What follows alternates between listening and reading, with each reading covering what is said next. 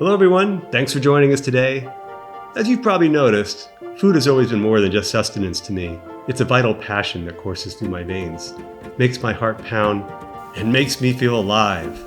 When I was a kid, I'd study restaurant menus like my father studied the Wall Street Journal. I used to have a huge collection of them as a hobby, with the largest set being the menus of local Asian restaurants. Chinese cuisine is diverse and complex. It's one of my favorite things to eat. I'm always on the hunt for the best Chinese food. If you're looking for a great Chinese restaurant, then boy, stay tuned, I've got a great find for you. This place is a food lover's paradise, touted by many in Las Vegas to be the best spot for Cantonese cuisine. The name of this restaurant is Taste. It's located at 7945 South Rainbow Boulevard, about 15 minutes off the Strip, and well worth the trip. Just a quick reminder that we recently added memberships to our channel. Become a VIP and receive exciting perks. Okay, let's dive right in. Our first dish is Mongolian beef. The name is somewhat misleading, as this dish doesn't come from Mongolia at all. It's actually a Chinese-Taiwanese creation. The Mongolian part of the name is due to the dish being invented in Mongolian barbecue restaurants of Taiwan. But to further confuse things, Mongolian barbecue isn't Mongolian either, as again, the concept was invented by a famous restaurateur in Taiwan in the 1950s. Modern-day Mongolian beef is not as thin as it was originally made years ago. Instead, thicker slices of beef are velveted to make them tender, and then stir-fried at a high temperature to give them a nice charred flavor. Well here, this is probably one of the best renditions of this dish I've ever tasted. The beef is perfectly velveted, so tender, yet still toothsome. The flavor reminds me of a great charred filet mignon, a very deep rich brown sugar and soy sauce with Szechuan peppercorns and white pepper, lots of green onions and Spanish onions resting on top, wonderfully crispy bed of fried cellophane noodles below. This dish has it all: tender beef, spicy peppercorns, and a textural contrast with the noodles. Deeply satisfying. I highly recommend this dish. This is the orange chicken. It's a little on the sweet side for me, which is strange because I asked them for sugar for my tea, and the rude, snarly waitress told me they didn't have any in the restaurant. So let me get this straight. There's no sugar to be found anywhere in this establishment.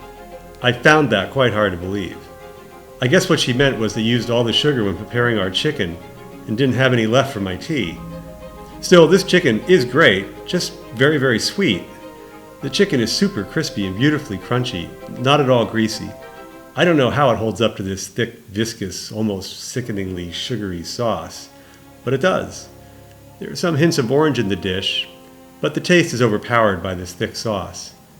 I'm sorry to be the bearer of bad news, but you know we're always honest with our opinions. However, if you like really sweet dishes, this orange chicken may be for you. Just make sure you ask for sugar for your tea before ordering the chicken. Sizzling platters have existed in China for centuries. The hot iron platter comes out to your table, hotter than the face of the sun, I might add, with your choice of protein cooking while in transit. I'm so impressed with this menu item. It makes quite the grand arrival to the table, the hot iron popping and sizzling while filling the room with a beautiful aroma. It creates high expectations and totally surpasses them. The taste is fantastic. Wow, I mean, look how juicy and tender this beef is, dripping in sauce. And oh, what a sauce! Umami rich with charred, almost burnt black pepper and peppercorns, garlic, and oyster sauce. This beef is so tender it reminds me of the most delicious, flavorful filet you'll ever taste. Though I'm sure it's a tough cut of beef that's been perfectly velveted, soaked in egg white and baking soda till the protein is broken down and velvety soft. Roasted, toasted chilies giving the sizzling platter the feel of a Mexican fajita in Chinese form. It's a bold, magnificent taste. I love the saltiness of the soy and spiciness of the white and black pepper. The crunchy fresh green bell peppers, jalapenos, and onions offer a perfect textural foil to the tender velveted beef. It really is just fantastic comfort food. One of the best beef dishes I've ever eaten anywhere. Be careful though, it's crazy hot when it first arrives. I was going to order the chicken and garlic sauce, but they didn't have it today, so I ended up ordering this Cashew Chicken. This again is a huge helping of just savory, yummy goodness, only $17, and enough easily to feed 2 people. It comes with all the free rice you want as well. The chicken is so tender and fresh, it's wonderfully garlicky. It's stir-fried in a clear, almost transparent sauce that sticks not only to the wonderfully velveted chicken, but also to the carrots, Vidalia onions, celery, and green peppers. The toasted cashews give this dish a fantastic nutty aroma and flavor. They give you a fair amount of sauce, and I love how it collects at the bottom of the plate, so that you have plenty to coat your rice. I also like adding this delicious chili oil they make. It gives it a real burst of spice. This is one of the best versions of cashew chicken I've ever had. It's a dish you should definitely consider. One day in our restaurant, I remember seeing a woman clutching her chest while she looked at me with tears in her eyes. I immediately ran out to her table and said, "Is everything all right?" To which she responded, "Everything is so good it made me cry." Well, after tasting this house special pan-fried noodles, I know how she felt. Just one bite and it brought a tear to my eyes. I've had this dish my whole life and always liked it, but none have compared to the version I had in my teens at the Chinese tea house in Torrance, California, made by Rose Song, one of the greatest Chinese chefs I've ever known until now. The sauce is one of those sauces that I couldn't tell you what's in it because it was so perfectly balanced. I'm sure it had soy and oyster sauce, garlic, sesame seed oil, but one taste and I'm pleasurably overwhelmed and already planning my next trip back for more. As you can see, there's so much going on in this dish. Carrots, bok choy, huge fresh prawns, velveted chicken, beef, broccoli, mushrooms, and onions. The noodles are so crunchy, even with this massive amount of protein on top. The dish is only $17, and it's a bargain compared to most places nowadays. This portion is enormous, and tastes even better than it looks. I've had so many places disappoint me with their crispy noodles that I almost stopped ordering it, but my faith has now been renewed. My favorite thing about these crispy noodles is how it's like eating 2 dishes. At first, they're these heavenly crispy noodle haystacks. Then the sauce envelops them and slowly they relax and turn into sumptuous saucy noodles that melt in your mouth. I've been thinking about this dish for days now. Make sure to order this when you eat here. You will not be disappointed. I love how many Chinese places have these tanks filled with seafood. You can't get much fresher than this. At Taste, they have 6 tanks nicely displayed toward the back of the restaurant, filled with lobster, crab, and fish. Too bad they don't have the shrimp this way. There was a place in LA's Chinatown that did this. That place was huge. Speaking of shrimp, here comes our salt and pepper prawns. Usually when you see salt and pepper prawns at a Chinese restaurant, they don't give you a choice. They almost always come with the shells. That poses a problem for many Westerners, but I personally love the shells, as well as the shrimp heads. Yum! However, my partner hates them, so I usually end up eating this dish myself without sharing. You know, sometimes you have to make these little sacrifices, and there are worse things than having to eat a huge plate full of prawns all by yourself. Wow, they give you a huge amount of these, and they're a really good-sized shrimp. These are so fresh, they almost taste as if they're caught live from the tanks they have on display. And only $18 for this huge dish of beautifully breaded and artfully fried seafood. Of course, you can tell just from one glance, there's no grease at all coming off these shrimp. They're so light and crispy, and the flavor is unreal. So good. The perfect amount of salt and pepper, adorned with crispy garlic, crushed Szechuan peppercorns, and Serrano chilies. C'est magnifique. This dish is known for its mouth-numbing quality referred to as mala, caused by the Szechuan peppers. It's also one of the most popular dishes from the Sichuan region of China. Interesting factoid, Szechuan peppercorns were outlawed for many years in the United States because they were thought to carry diseases that affect citrus trees called canker. They were banned from being used in 1968 and only became legal to import them again in 2005 once they were deemed to be disease-free. Thank God they're back in our cuisine because they're mind-numbingly delicious and very addictive to our palates. All I can say is wow, truly wonderful. I love the addition of the baby corn. When I was a kid, I was obsessed with these little cobs. This chicken dish is also lovingly adorned with celery, green peppers, as well as onions and garlic chives. The sauce is rich brown and full of deep umami flavors. This kung pao is so nice and spicy, just the way I like it. Imagine the best, lightest, battered fish and chips with the freshest caught sole available. And that's what you have here. You can see there's no greasy mess, just a perfectly delicate coating. It's lighter than air. We joked about bringing some of our homemade tartar sauce and vinegar the next time we had a craving for good old English fish and chips. These beautiful pieces of sole are seasoned with sea salt and black peppercorns, then topped with jalapenos and crushed red peppers.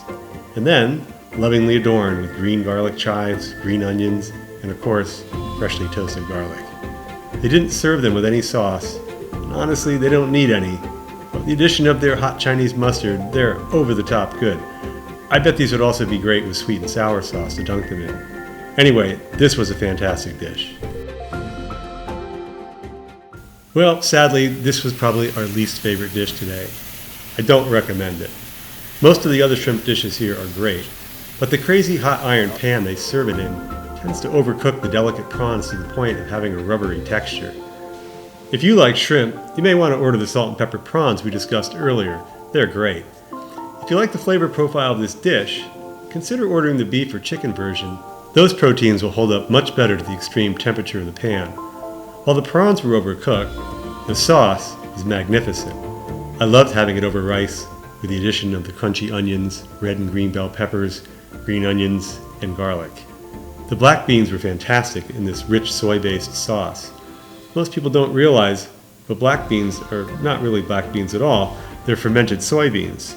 This is why they have such a unique flavor that's an almost overpowering source of umami. This is the fifth taste of savory and excites your taste buds and satisfies your hunger. It's a shame that the shrimp was so overdone, otherwise this would have been the perfect dish.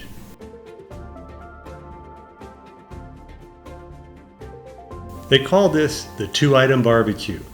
It's char-siu pork and crispy pork together.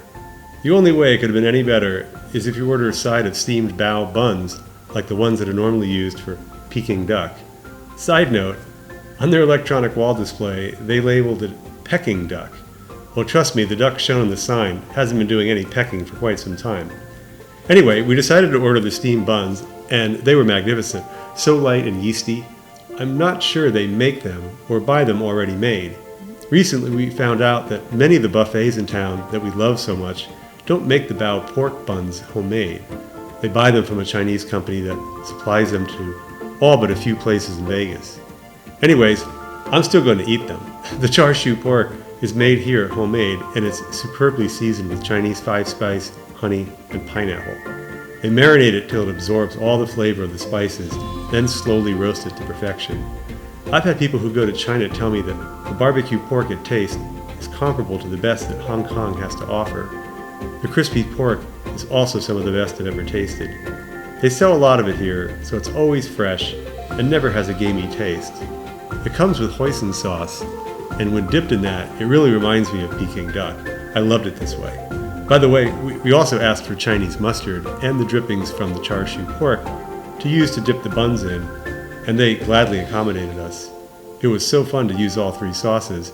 I do have to say that the hoisin sauce that came with them was our favorite, followed closely by the spicy mustard. We're coming back to try the duck, but that's another video.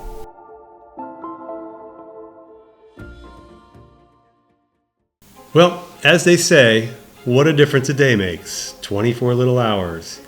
As with most of our videos, we always go to a restaurant 2 or 3 times. After our first trip here though, we were really dreading our return. The place had smelled somewhat toxic from the morning mop water. As we've already noted, the server was rude.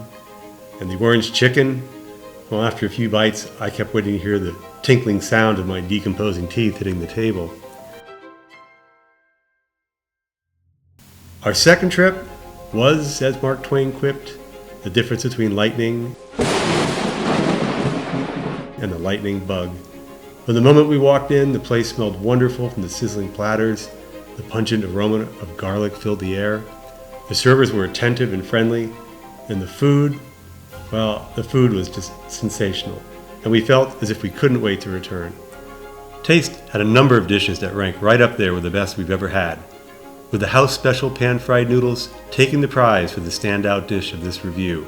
I can't say enough good things about this dish, and I'm so glad we didn't let our first visit put us off. After owning a restaurant for many years, you learn how important those first few moments are. Every restaurant has its good and bad days. And so, while I lost sleep the night before because I was apprehensive to return, I'm grateful that we did. We'll definitely be back to taste again. Soon. Very, very soon. Who knows? Maybe we'll see you there. Make sure to tell them Let's Eat Vegas sent you. I know we're all guilty of watching YouTube videos and not participating. As a reminder, please like, comment, subscribe, or even become a VIP member to our channel. It means a lot to us, and it helps us to grow and to bring you more reviews. Until we eat again, bon appetit.